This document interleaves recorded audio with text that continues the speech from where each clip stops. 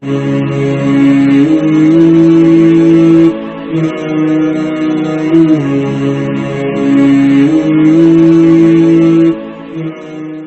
بکر بھائی پونا سے سوال کر رہے ہیں کہ کیا ہماری اس کائنات کے علاوہ بھی کوئی اور کائنات موجود ہے؟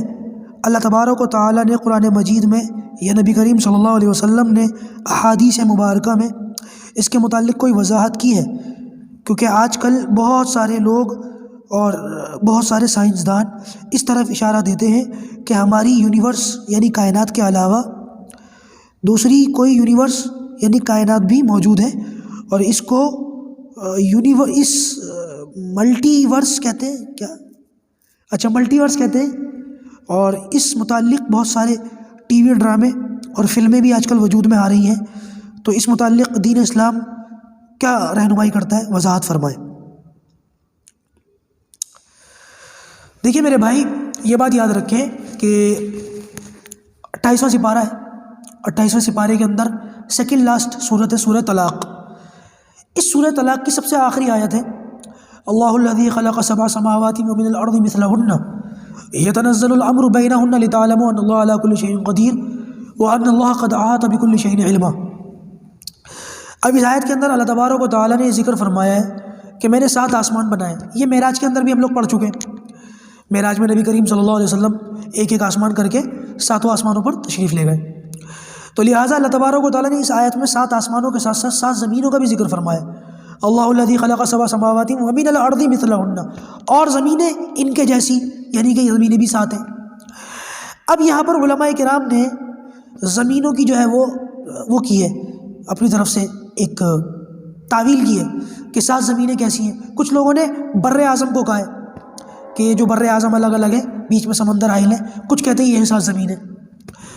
بعض کہتے ہیں کہ یہ جو ہمیں پلانٹس نظر آتے ہیں، وینس اور یہ مارس، اس کے متعلق اس طرف اشارہ ہے. بعض لوگوں کا یہ کہنا ہے کہ 7 زمینوں سے مراد ہماری زمین کے نیچے جو ہے وہ سمندر ہے، اور پھر اس سمندر کے نیچے آگ ہے، اور پھر اس کے نیچے پھر سمندر ہے، اور اس کے نیچے پھر آگ ہے. اس طریقے سے 7 زمینیں بنتی ہیں.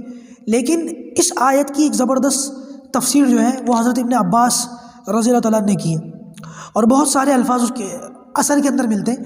حضرت عباس جو ہے نا، ان کا جو اس متعلق کہنا ہے اس کو اثر کہا جاتا ہے. اثر تو اثر ابن عباس جو ہے اس میں جو بات ہمیں ملتی ہے وہ یہ ملتی ہے کہ اللہ تبارک و تعالیٰ نے جیسے یہ آسمان پیدر پہ اوپر نیچے بنائے ہیں، یہ پہلا آسمان ہمیں نظر آتا ہے، اس کے اوپر دوسرا آسمان، اوپر تیسرا آسمان، اوپر چوتھا آسمان، اس طریقے سے تہبت 7 آسمان.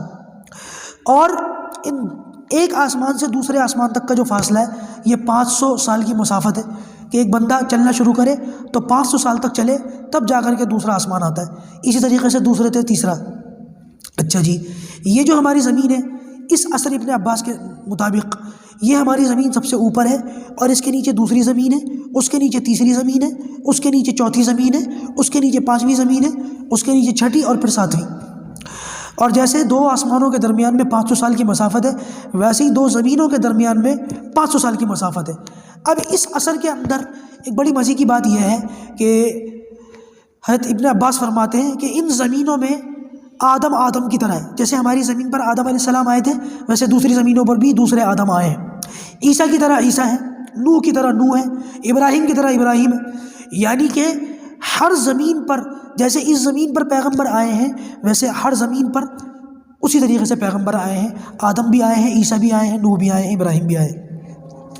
اب یہاں پر یہ سوال اٹھتا ہے کہ جیسے ہماری زمین پر پیغمبر آئے ہیں، انبیاء آئے ہیں، ویسے خاتم الانبیاء بھی آئے ہیں. جب ہماری زمین پر نبیین آئے ہیں تو خاتم النبیین بھی آئے ہیں. اسی طریقے سے ان دوسری زمینوں پر بھی جب نبیین آئے ہیں تو خاتم النبیین بھی آئے ہیں. یعنی کہ جیسے اس زمین پر آدم ہے ویسے اس زمین پر آدم ہے، جیسے اس زمین پر عیسیٰ ہے ویسے ان ساری زمینوں پر عیسیٰ ہے. بالکل اسی طریقے سے جیسے اس زمین پر محمد صلی اللہ علیہ وسلم ہے، ان ساری زمینوں پر بھی محمد صلی اللہ علیہ وسلم ہے.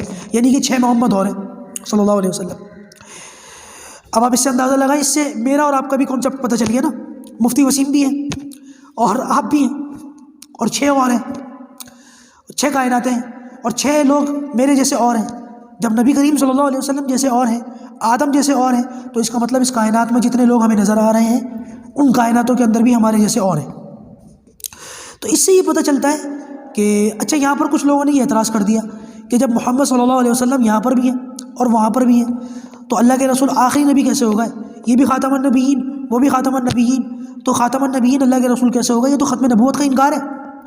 تو لہٰذا بہت سارے لوگ جو اس اثر کو سمجھ نہ سکے، اس تفسیر کو سمجھ نہ سکے، انہوں نے اس حدیث ہی کا انکار کر دیا، مانتے ہی نہیں۔ تو لہٰذا اللہ تبارک و تعالیٰ نے علماء دیوبند پر ایسا زبردست علم کھولا ہے کہ حضرت مولانا قاسم نانوتوی صاحب نے نہ صرف یہ کہ اس کو سمجھا بلکہ لوگوں کو سمجھانے کی بھی کوشش کی ہے۔ اس عصر ابن عباس کے اوپر حضرت نے کتاب لکھی تحذیرالناس کے نام سے۔ اچھا کتاب تو اردو میں ہے لیکن مجھے نہیں لگتا کہ ہر بندہ اس کو سمجھ سکتا ہے۔ میرے جیسا کچھ طالب علم مزاج رکھنے والا شخص بھی جب اس کتاب کو دیکھتا ہے تو میری بھی بس ہو جاتی ہے۔ تو میں کیا امید رکھوں کہ ایک عام آدمی کیا سمجھے گا؟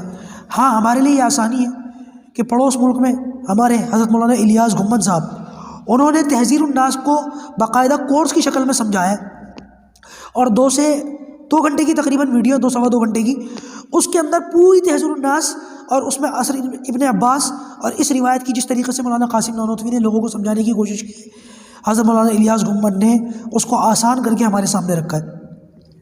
تو میں آپ لوگوں سے درخواست کروں گا کہ اس کتاب کو اگر آسانی سے پڑھ سکتے ہو تو پڑھ لیں، نہ پڑھ سکتے ہو تو پھر مولانا الیاس گھمن کا وہ ویڈیو دیکھ لیں۔ آپ کے 2 سوا 2 گھنٹے لگیں گے لیکن پورا کانسیپٹ آپ کو سمجھ میں آ جائے گا۔ یہ ملٹی ورس اور ہمارے ایک سے زیادہ ہمارے دوسری کائناتوں کے اندر رہنے والے ہمارے ہی جیسے لوگ چہ جائے کہ خود نبی کریم صلی اللہ علیہ وسلم جیسے، اور اس کی وضاحت ہو جاتی ہے۔ اور یہ ہے، یہ نہیں کہ نہیں ہے، لیکن میں سمجھا نہیں پاؤں گا۔ جب مولانا الیاس گھمن کو 2 گھنٹے لگ گئے تو میری کیا اوقات ہے کہ میں سمجھاؤں؟ تو لہٰذا بہتر یہ ہے کہ میں نے اس طرف اشارہ کر دیا ہے، آپ اس طرف جائیں، اس کو دیکھیں، اس کو سمجھیں۔ اللہ پاک ہمارے لیے ان باتوں کو سمجھنا آسان فرمائے۔ السلام علیکم ورحمۃ اللہ وبرکاتہ۔